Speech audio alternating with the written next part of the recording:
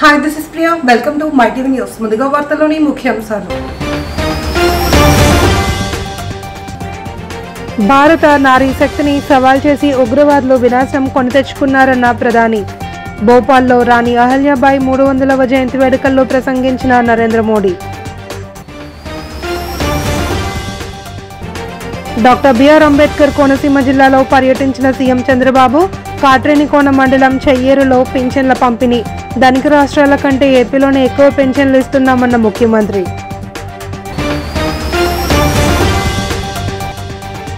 కూటమి ప్రభుత్వంలో పెన్షన్ల పెంపు తప్ప హామీలు నెరవేర్చలేదని మాజీ మంత్రి బొత్స ఆరోపణ. ఇలా ఉంటే ప్రభుత్వంపై వ్యతిరేకత తప్పదని వ్యాఖ్య. పెహల్గాంలో ఉగ్రవాదులు జరిపిన దాడికి ప్రతీకారంగా చేపట్టిన ఆపరేషన్ సింధూర్లో భారత నారీ శక్తి కీలక పాత్ర పోషించింది అని, ఈ చర్య ద్వారా ఉగ్రవాదులు తమ వినాశనాన్ని తామే కొని తెచ్చుకున్నారని ప్రధానమంత్రి నరేంద్ర మోదీ అన్నారు. ఈ ఆపరేషన్ లో పలువురు మహిళా అధికారులు పాల్గొని ఉగ్రవాదుల ఆచూకీని గల్లంతు చేశారని ఆయన ప్రశంసించారు. రాణి అహల్యాబాయి హోల్కర్ 300వ జయంతి సందర్భంగా భోపాల్లో నిర్వహించిన మహిళా స్వశక్తీకరణ మహాసమ్మేళనంలో ప్రధాని పాల్గొన్నారు. ఈ సందర్భంగా ఆయన మాట్లాడుతూ ఆపరేషన్ సింధూర్ ద్వారా ఉగ్రవాదులే కాకుండా వారిని పోషించే వారు కూడా భారీ మూల్యం చెల్లించుకోవాల్సి వస్తుందని భారత్ ప్రపంచానికి స్పష్టం చేసింది అని ప్రధాని పేర్కొన్నారు. ఆ సమయంలో భారతీయ మహిళల శక్తి సామర్థ్యాలను ప్రపంచమంతా చూసిందని ఆయన గుర్తు చేశారు. 300वीं जन्म जयंती है. 140 करोड़ भारतीयों के लिए ये अवसर प्रेरणा का है. राष्ट्र निर्माण के लिए हो रहे भगीरथ प्रयासों में अपना योगदान देने का है. देवी अहल्याबाई कहती थी कि शासन का सही अर्थ जनता की సేవ. ముఖ్యమంత్రి చంద్రబాబు నాయుడు డాక్టర్ బిఆర్ అంబేద్కర్ కోనసీమ జిల్లాలో పర్యటించారు.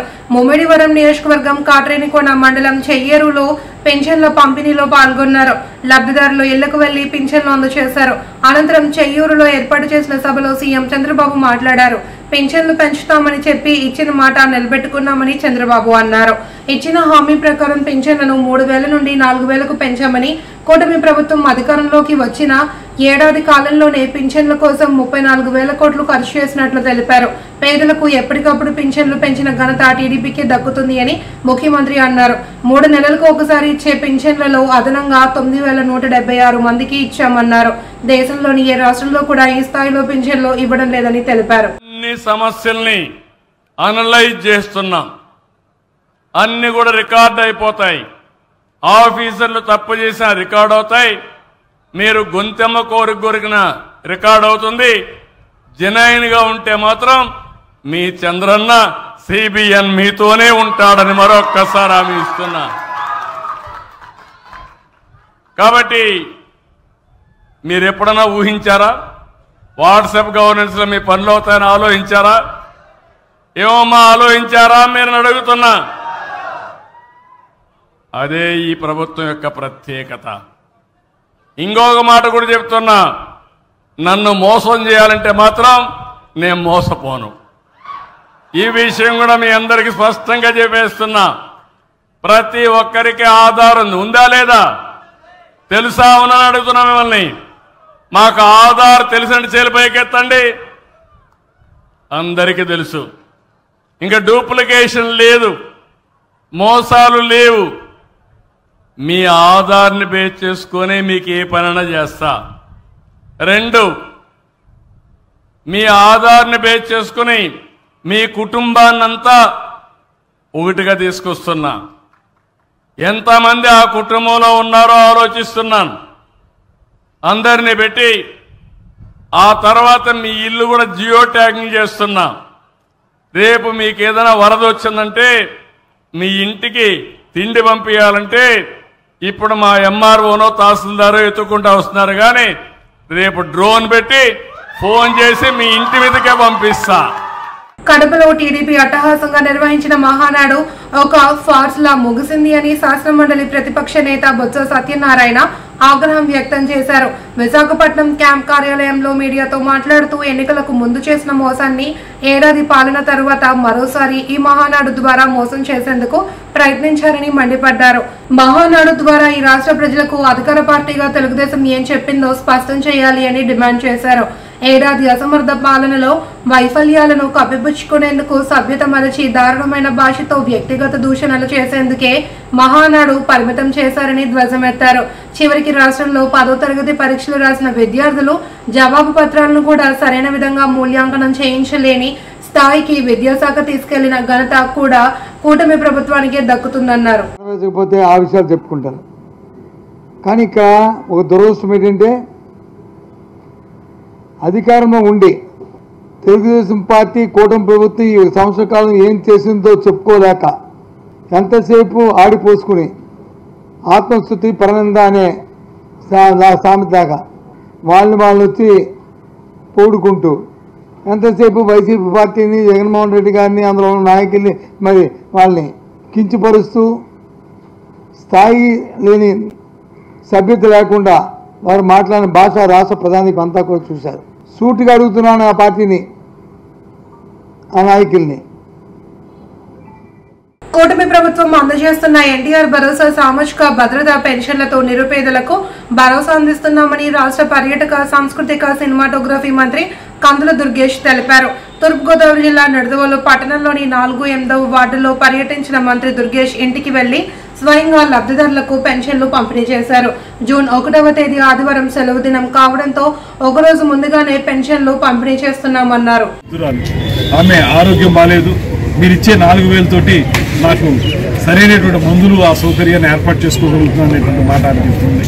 ఇలా చూస్తే ఇవాళ మనం ఇస్తున్నటువంటి పెన్షన్లు, ఈ పెన్షన్లన్నీ కూడా ప్రజలకి ఎంతో ఉపయోగపడే విధంగా ఈ కార్యక్రమాలు ఉన్నాయి. అందులోనూ గత ప్రభుత్వం చాలీచాలని పెన్షన్లు ఇస్తే ఇవాళ ఈ ప్రభుత్వం వచ్చిన వెంటనే ఆర్థికపరమైనటువంటి సంక్షోభంలో ఉన్నప్పటికీ కూడా దాన్ని పక్కన పెట్టి ముందు పేద ప్రజల్ని బాగా చూడాలనేటువంటి ఆలోచనతో ముఖ్యమంత్రి గారు చేస్తున్నటువంటి ఈ కార్యక్రమంలో భాగంగా వాళ్ళ పేదలందరికీ కూడా ఈ రకమైనటువంటి సహకారాన్ని అందిస్తున్నాం. 15,000 రూపాయలు దివ్యాంగులకు ఇవ్వడం అనేటువంటి మాట చాలా పెద్ద విషయం. అదేవిధంగా వారికైతే ఆ ప్రభుత్వంలో అయితే 2,000 రూపాయల పెన్షన్ 3,000 చేయడానికి వాళ్ళకి 5 సంవత్సరాల కాలం పడితే ఇక్కడ మనం అధికారంలోకి వచ్చిన వెంటనే 3,000ని 4,000 చేసి ఇంటింటికి తీసుకెళ్లి అందించేటువంటి కార్యక్రమం చేపడుతుంది.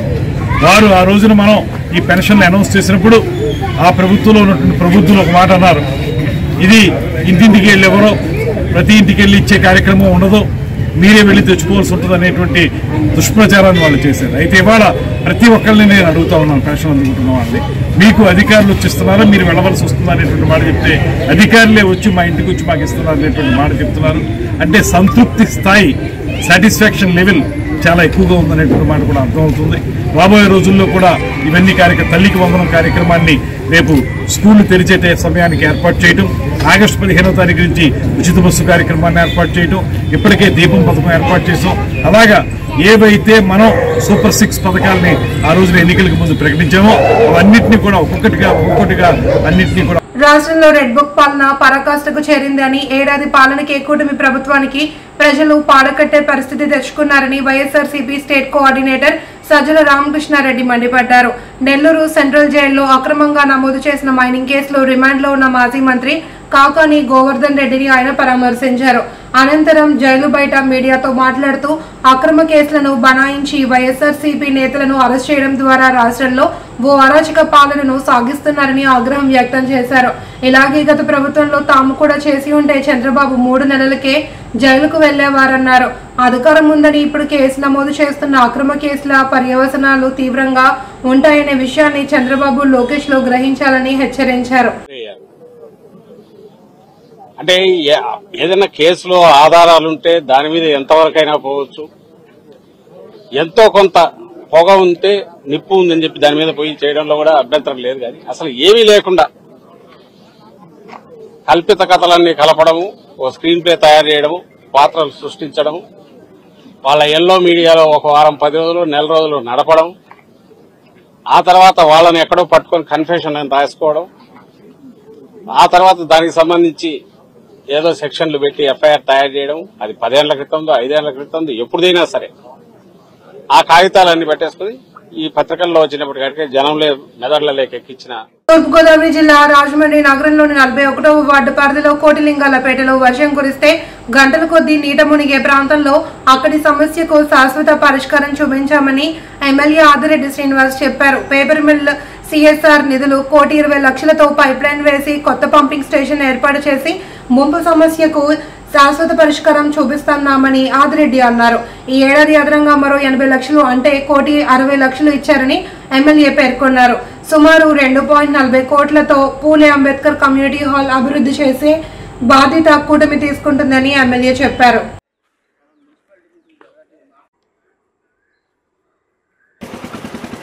రాజమహేంద్రవరం 41వ వార్డులో ఏదైతే కోటిలింగాలపేటలో వర్షపు నీటి వలన గంటల కొద్దీ నీట మునిగే ప్రాంతానికి శాశ్వత పరిష్కారం కూటమి వచ్చిన తర్వాత చూపించడం జరిగింది.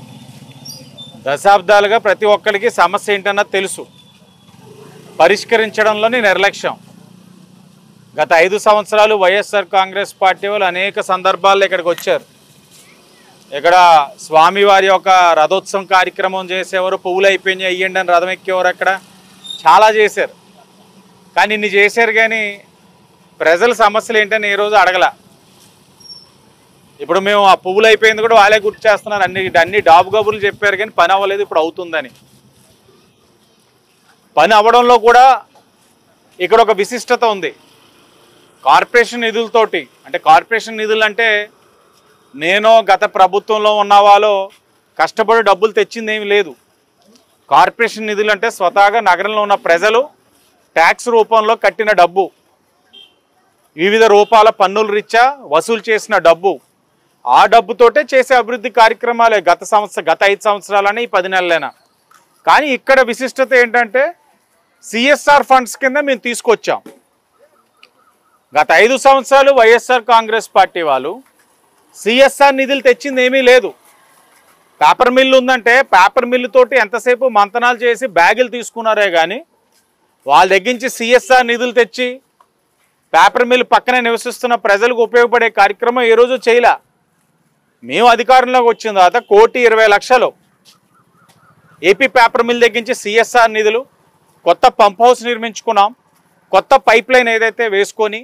అనకాపల్లి జిల్లా నర్సీపట్నం నియోజకవర్గం గొలుగొండ మండలం కేడీపేటలో వికాస తరంగిణి సంస్థ ఆధ్వర్యంలో 108 ఆదివాసీ జంటల సామూహిక వివాహ మహోత్సవాన్ని అత్యంత వైభవంగా నిర్వహించారు. ఈ కార్యక్రమానికి ముఖ్య అతిథులుగా త్రిదండి చిరజీయర్ స్వామీజీ, అసెంబ్లీ స్పీకర్ చింతకాయల అయ్యన్న పాత్రుడు హాజరై వివాహ బంధంలో అడుగెడుతున్న నూతన వధూవరులను ఆశీర్వదించారు. ఈ సందర్భంగా చిరజీయర్ స్వామి మాట్లాడుతూ వివాహ బంధం అనేది 2 కుటుంబాల మధ్య ఓ పవిత్రమైన ఒప్పందమని, సద్గుణాలతో నూతన తరం ఎదగాలంటే మన సంస్కృతి విలువలను నేటి యువతకు బోధించాలన్నారు. సమాజానికి ఉపయోగపడే మనస్తత్వం కలిగిన పిల్లలు పుట్టాలి అని ఆశీర్వదిస్తున్నానన్నారు. అంతకుముందు స్పీకర్తో కలిసి చిరజీయర్ స్వామి అల్లూరి సీతారామరాజు సమాధిని దర్శించి పుష్పాంజలి ఘటించారు. మంగళ సూత్రాలు చక్కగా దీంతో పాటు ముత్యము పగడం కూడా దాంట్లో చేర్చి ఒక్కొక్కరికి కూడా వీటిని మేము అందజేస్తాం. అందరికీ అందిన తర్వాత అప్పుడు ఇక్కడ మన పంతులు గారు చక్కగా మంత్రాలు చదువుతారు. మీరందరూ కూడా వారు చెప్పినట్లుగా మంగళ సూత్ర ధారణని చేస్తారు. మీ అందరికీ కూడా అనేక మంగళ ఆశాసనాలు చేస్తున్నాం. మీరందరూ కూడా మన ధర్మానికి ప్రతినిధులై ఉండాలి. ఉంటారు అలాగా? ఎవరెవరు ఉంటారు చేతులు ఎత్తండి చక్కగా.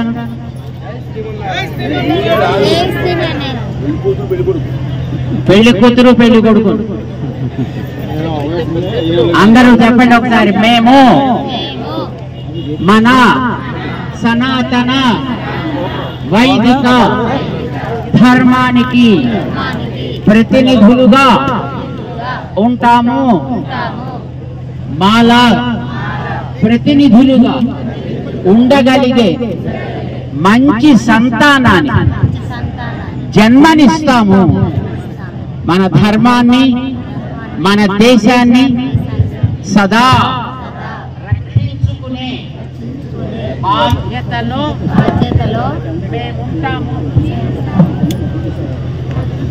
మేముంటాము. అందరూ కూడా చక్కగా అట్లాగా ఆడిన మాటకి కట్టుబడి ఉండగలిగేటటువంటి శక్తి మీ అందరికీ ఉండాలి అని ఆశిస్తూ మన అయ్యన్న పాత్రుడు గారు ఒక రెండు మాటలు. తూర్పుగోదావరి జిల్లా నిడదవోలు పట్టణ కాంగ్రెస్ కమిటీ అధ్యక్షులు మేడవరపు భద్రం దొర, కాంగ్రెస్ పార్టీ రాష్ట్ర కార్యదర్శి చిన్న మురళీకృష్ణ కలిసి రాష్ట్రంలో కోవిడ్ ఉధృతమవుతున్న సందర్భంగా స్థానిక రాజమహేంద్రవరం జిల్లా గవర్నమెంట్ ఆసుపత్రిని సందర్శించారు. కోవిడ్ టెస్టులకు వచ్చే వారికి టెస్టింగ్ సమకూర్చారా లేదా అడిగి తెలుసుకున్నారు. అలాగే కోవిడ్ కన్ఫర్మ్ అయితే వారికి రూమ్లు, బెడ్లు ఏర్పాటు చేశారా లేదా, అలాగే ఆక్సిజన్ ఏర్పాటు చేశారా లేదా అని దాని మీద సూపరింటెండెంట్ తో చర్చించి అనంతరం హాస్పిటల్ ఆవరణలో ఉన్నటువంటి కోవిడ్ పాయింట్లు అలాగే రూమ్ లో ఉన్న బెడ్స్ ని పర్యవేక్షించారు. ఎందుకంటే మేము స్వయంగా వచ్చి సూపరింటెండెంట్ గారిని అడిగితే ఆల్రెడీ 20 బెడ్లు ఇచ్చాము, 50 మంది సరిపడి కిట్లు ఉన్నాయన్నారండి. మేము స్వయంగా చూసామండి. తీరా చూస్తే అక్కడ ఏదో ఒక చిన్న రూమ్ కూడా చూపించారండి. ఇప్పుడే కలుగుతున్నారండి అది కూడా. అక్కడ ఏమో బెడ్లు వేసాము, 50 మంది రెడీగా ఉన్నాయన్నారు. ఇక్కడ చూస్తుంటే 100 మంది వస్తున్నారు. ఒకళ్ళు కూడా మాస్క్ ఇవ్వట్లేదు, అవేర్నెస్ తీసుకురావట్లేదు గవర్నమెంట్ హాస్పిటల్. కానీ గేట్ కూడా గార్డు పెట్టి మాస్క్ ఉండాలయ్యా, మళ్ళీ కరోనా వస్తుంది, ఏంటి మీరు మాస్క్ అక్కడ ఎలా తిరుగుతారు బయట అని ఒక చెప్పే నాలెడ్జ్ లేడండి. పేరుకేమో గవర్నమెంట్ హాస్పిటల్, ఎంతమంది ఎంప్లాయీస్ అండి, అక్కడక్కడ చెట్ల కింద కూర్చుని సోపు చెప్పుకుంటుంది తప్ప వచ్చిన పేషెంట్లకి అలా చేయండి, ఎలా చేయండి, శానిటరీ వాడండి, మాస్కులు పెట్టుకోండి అని చెప్పి ఒకరు కూడా చెప్తలేదండి. ఇలా ఉంటే రాబోయే రోజులు ఎలా ఉండదండి. దయచేసి ఇప్పుడు స్పందించి మళ్ళీ మేము రేపు ఎల్లుండి మళ్ళీ వస్తామండి, అన్ఎక్స్పెక్టెడ్ వస్తాం, మేము డైరెక్ట్ వీడియో చేస్తాం, మళ్ళీ మీకు పనిష్మెంట్ ఉండే. ఇప్పుడైతే మీరు ఒళ్ళు దగ్గర ఉండి సక్రమంగా చేస్తారో ఈ కరోనాని దిగ్విజయంగా మనం బంధించవచ్చండి. అంతేగాని ఏదో వస్తున్నాం ఉద్యోగానికి అక్కడ ఏదో షెడ్ పెట్టాము, మార్చిని పక్కన ఉందండి ఆ షెడ్. ఏమండి అక్కడ చూస్తే ఒక సిలిండర్ లేదు, సిలిండర్ గోడలు ఉన్నాయంటే వస్తాయంట, ఇంకెప్పుడు వస్తాయండి, బెడ్లు ఉన్నాయన్నారు, ఏం బెడ్లు లేవండి అక్కడ, కలిసి కింద దుప్పటి కూడా వేయలేదు. చిత్తూరు జిల్లా కుప్పం మున్సిపాలిటీలో ఒకరోజు ముందుగానే లబ్ధిదారులకు పింఛన్లు పంపిణీ చేశారు. ఈ కార్యక్రమంలో ఏపీఎస్ఆర్టీసీ వైస్ చైర్మన్ మునిరత్నం లబ్ధిదారుల ఇంటి వద్దకే వెళ్లి పెన్షన్లు అందించారు. ఈ సందర్భంగా ఆయన మాట్లాడుతూ ప్రభుత్వ ఆదేశాల మేరకు ఒక్కరోజు ముందుగానే పెన్షన్ లబ్ధిదారులకు అందించడం జరిగిందన్నారు. కార్యక్రమంలో క్లస్టర్ ఇన్ఛార్జ్ సత్యేంద్ర శేఖర్, నాయకులు గోపీనాథ్, అన్సర్ బాషా, జయమ్మ తదితరులు పాల్గొన్నారు. పెన్షన్ డిస్ట్రిబ్యూషన్ కార్యక్రమానికి ఇక్కడ క్లస్టర్ ఇన్ఛార్జి, యూనిట్ ఇన్ఛార్జి, అదేవిధంగా బూత్ ఇన్ఛార్జి చేసినటువంటి వరదరాజులు కానీ, ఇక్కడ మా సీనియర్ లీడర్ జయమ్మ గారు, మరియు ఇక్కడ మన అన్సర్ భాష అందరూ కూడా, గోపీనాథ్ స్టేట్ సెక్రటరీ, చాలామంది మా మిత్రులందరూ కూడా అన్ని గ్రామాల్లో కూడా, మున్సిపాలిటీలో అన్ని వార్డుల్లో కూడా పెన్షన్ డిస్ట్రిబ్యూషన్ కార్యక్రమం ఈరోజు ఉదయం 6 గంటలకే బ్రహ్మాండంగా ప్రారంభమైంది. యాక్చువల్గా రేపు ఇవ్వాల్సినటువంటి పెన్షన్ రేపు ఆదివారం కాబట్టి ఒక్కరోజు ముందే ప్రభుత్వం ఎన్ని కష్టాలున్నా, ఖజానాలో ఎన్ని ఇబ్బందులు ఉన్నా కూడా అన్నిటిని కూడా పక్కన పెట్టి ఈరోజు పేదవాళ్ళ కోసం తెలుగుదేశం పార్టీ ఎన్నికల మేనిఫెస్టోలో ఏ విధంగా మనం చెప్పామో ఆ విధంగా 4,000 రూపాయలు విడో పెన్షన్ కానీ, ఓల్డేజ్ పెన్షన్ కానీ, అదేవిధంగా వికలాంగులకు సంబంధించి మన అంశాది కూడా ఈరోజు 6,000 రూపాయలు ఈ పెన్షన్ కూడా ఇవ్వడం, అదేవిధంగా 10,000, 15,000 రూపాయలు బెడ్ రిడన్గా ఉన్న వాళ్ళు కూడా ఇవ్వడం అనేది తూచా తప్పకుండా ప్రతి ఒక్క గ్రామంలో కూడా తెలుగుదేశం పార్టీ ఎక్కడికక్కడ నాయకుల యొక్క సహకారంతో ఈరోజు పంపిణీ చేయడం జరుగుతూ ఉంది. బీజేపీ రాష్ట్ర అధ్యక్షురాలు దగ్గుబాటి పురంధరేశ్వరి సూచన మేరకు పుణ్యశ్లోక అహల్యాబాయి హోల్కర్ 300వ జయంతి సందర్భంగా రాజమండ్రి బీజేపీ జిల్లా అధ్యక్షుడు పిక్కి నాగేంద్ర ఆధ్వర్యంలో జయంతి వేడుకలు ఘనంగా నిర్వహించారు. వై జంక్షన్ నుండి మంజీరా హాల్ వరకు ర్యాలీ నిర్వహించారు. అనంతరం సుమారు 3,000 మంది మహిళా మూర్తులతో జయంతి నిర్వహించారు. ముందుగా చిన్నారుల సాంస్కృతిక కార్యక్రమాలు ఏర్పాటు చేశారు. ముఖ్య అతిథిగా ఛత్తీస్గఢ్ ఉప ముఖ్యమంత్రి అరుణ్ సాహు మరియు MLC Somu Veerraju, Anaparthi MLA Ramakrishna Reddy, ex MLC Madhav పాల్గొన్నారు. రాష్ట్ర మహిళా అధ్యక్షురాలు నిర్మల, ఉపాధ్యక్షురాలు సాలిగ్రామ లక్ష్మీ ప్రసన్న, రేలంగి శ్రీదేవి, నర్సాపల్లి హారిక, జిల్లా మహిళా మోర్చా అధ్యక్షురాలు మద్దిపాటి రజని తదితరులు పాల్గొన్నారు. బాధ్యతలు తీసుకున్న తర్వాత ఈ దేశ స్వాతంత్ర్యం కోసము అనేక మంది మహనీయులు బలిదానమయ్యారు, త్యాగాలు చేశారు. వాళ్ళ చరిత్ర ఈ జనరేషన్ కి తెలియాలని చెప్పేసి వారు అనేకమైన కార్యక్రమాలు తీసుకొచ్చారు. మనందరం కనుక కాశీలో గతంలో కాశీకి వెళ్ళినట్లయితే బాబాగారు అయితే తనని కోడలుగా కాకుండా కూతురుగా చూసుకుంటున్నారు. ఆ బాబాగారు కూడా యుద్ధంలో చనిపోతారు. కాబట్టి శత్రువులు తన రాజ్యంలో ఉండే కొద్ది మంది ఏమనుకున్నారంటే, ఒక పక్కన భర్త చనిపోయాడు, ఒక పక్కన బాబాగారు చనిపోయారు, ఒక పక్కన అత్తగారు చనిపోయారు, ఒక పక్కన కొడుకు కూడా చనిపోతాడు. కాబట్టి ఈ రాజ్యాన్ని ఆక్రమణ చేయడం బాధ్యతలు తీసుకున్న తర్వాత ఈ దేశ స్వాతంత్ర్యం కోసము అనేక మంది మహనీయులు బలిదానమయ్యారు, త్యాగాలు చేశారు. వాళ్ళ చరిత్ర ఈ జనరేషన్ కి తెలియాలని చెప్పేసి వారు అనేకమైన కార్యక్రమాలు తీసుకొచ్చారు. మనందరం కాకినాడ రూరల్ జిల్లా స్థానిక ఇంద్రంపాలెం వంతెన వద్ద వెంచేసి ఉన్న శ్రీ అభయాంజనేయ స్వామి ఆలయంలో హనుమాన్ జయంతి వేడుకల్లో భాగంగా మహా అన్నదాన కార్యక్రమం ఘనంగా జరిగింది. ముఖ్య అతిథిగా రూరల్ ఎమ్మెల్యే పంతం నానాజీ తనయుడు పంతం సందీప్ పాల్గొని స్వామివారిని దర్శించుకుని అనంతరం అన్నదాన కార్యక్రమంలో భాగంగా భక్తులకు ప్రసాదాన్ని వడ్డించారు. సుమారు 3500 మంది భక్తులు స్వామివారి అన్నప్రసాద వితరణ స్వీకరించారు. ఈ కార్యక్రమంలో జనసేన కాకినాడ రూరల్ మండలం ఉపాధ్యక్షులు గౌరవ శ్రీరాములు కూటమి నేతలు పాల్గొన్నారు. దేవాలయంలో ఈ రోజు మహా అన్నదాన కార్యక్రమం జరిగింది.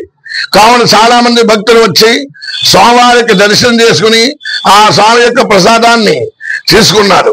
కావున ప్రతి ఏడాది కింద ఈ సంవత్సరం 3000 మంది జనాలు వచ్చి ఆ స్వామివారి యొక్క ప్రసాదాన్ని తీసుకోవడం జరిగింది. ఇది 50 సంవత్సరాల క్రితం నుంచి స్వామివారికి ప్రతి ఏడాది కూడా హనుమ జయంతి కార్యక్రమాలు జరుగుతూ మా తండ్రి గారైన సుబ్రహ్మణ్య శాస్త్రి గారు, తర్వాత నా పేరు మారుతి శర్మ గారి చేత అన్ని కార్యక్రమాలు కూడా జరుగుతూ ఉన్నాయి.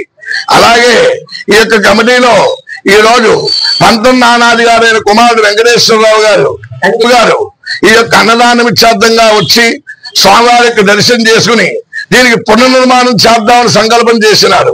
కనుక వాళ్ళంతా కూడా సకల సుఖాలతో సకల ఐశ్వర్యాలతో సుఖంగా ఉండాలని, గ్రామాభివృద్ధి జరగాలని, ఈ యొక్క స్వామివారి అనుగ్రహం కలగాలని కోరుకుంటున్నాము. ఇంద్రపాలము ఇట్లు అభయాంజనేయ స్వామి.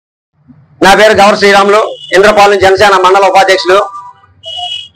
ఇంద్రపాలెంలోని గత 48 సంవత్సరాల నుండి ఇంద్రపాలెం అభయ ఆంజనేయ స్వామి గుడి ఉత్తర భారతదేశ ప్రముఖ పుణ్య దేవాలయాలు సందర్శించుకునే విధంగా పర్యాటకుల కోసం Indian railway catering tourism corporation south central railway zone hello సంయుక్త ఆధ్వర్యంలో 2 ప్రత్యేక పర్యాటక రైళ్లను నడుపుతున్నట్లు ఐఎస్ఆర్టీసీ ఏరియా మేనేజర్ ఎం రాజా తెలిపారు.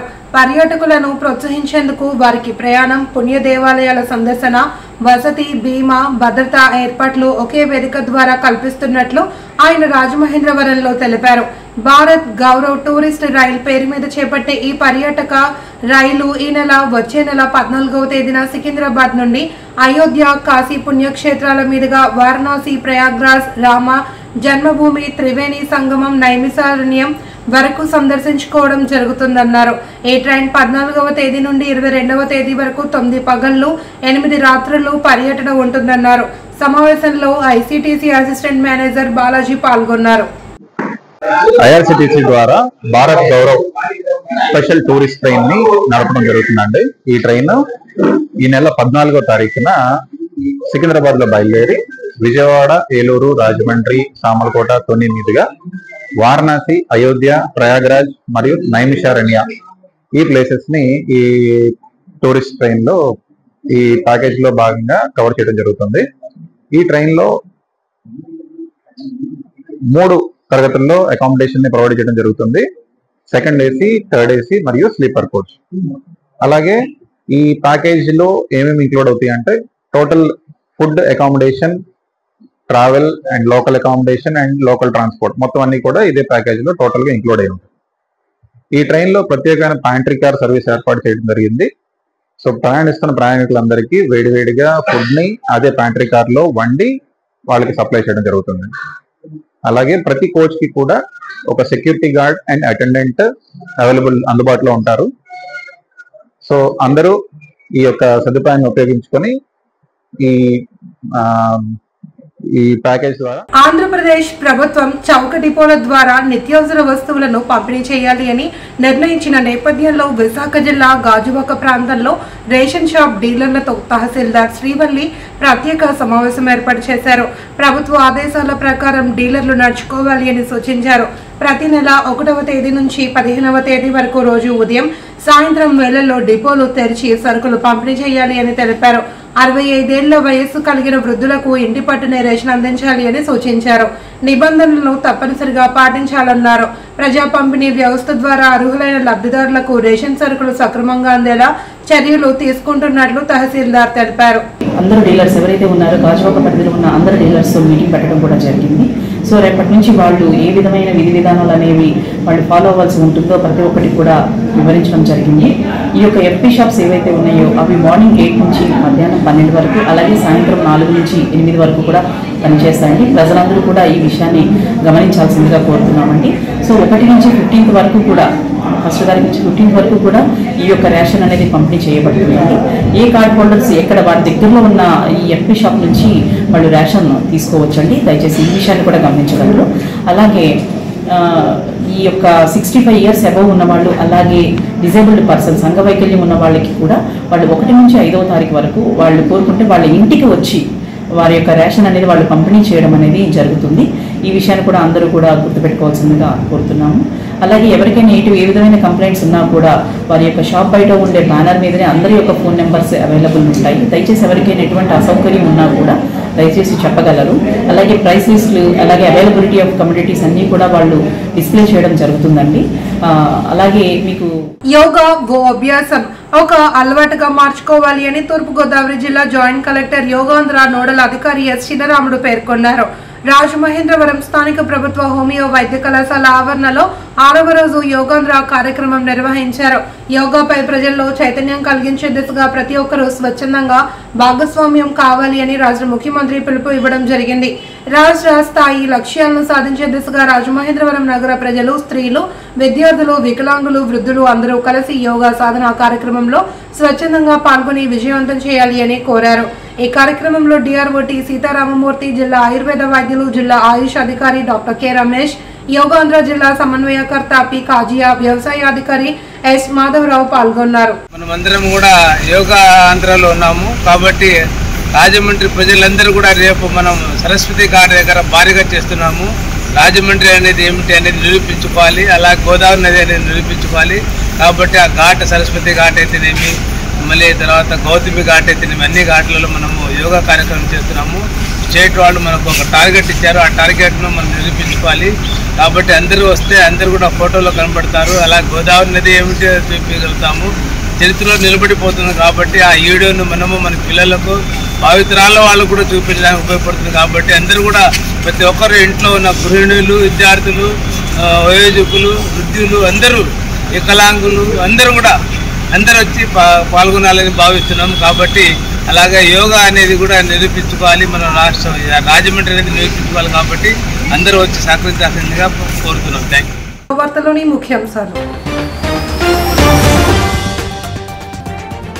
భారత నారీ శక్తిని సవాల్ చేసి ఉగ్రవాదులు వినాశనం కొని తెచ్చుకున్నారన్న ప్రధాని.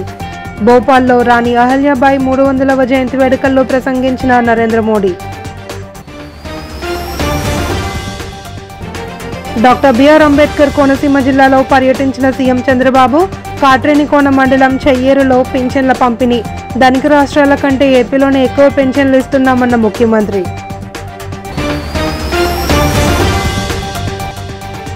కూటమి ప్రభుత్వంలో పెన్షన్ల పెంపు తప్ప హామీలు నెరవేర్చలేదని మాజీ మంత్రి బొత్స ఆరోపణ. ఇలా ఉంటే ప్రభుత్వంపై వ్యతిరేకత తప్పదని వ్యాఖ్య. వార్తలందరితో సమాప్తం. తిరిగి రేపు ప్రసారమయ్యే మైటీవీ న్యూస్ లో మళ్ళీ కలుసుకుందాం. అంతవరకు సెలవు. నమస్కారం.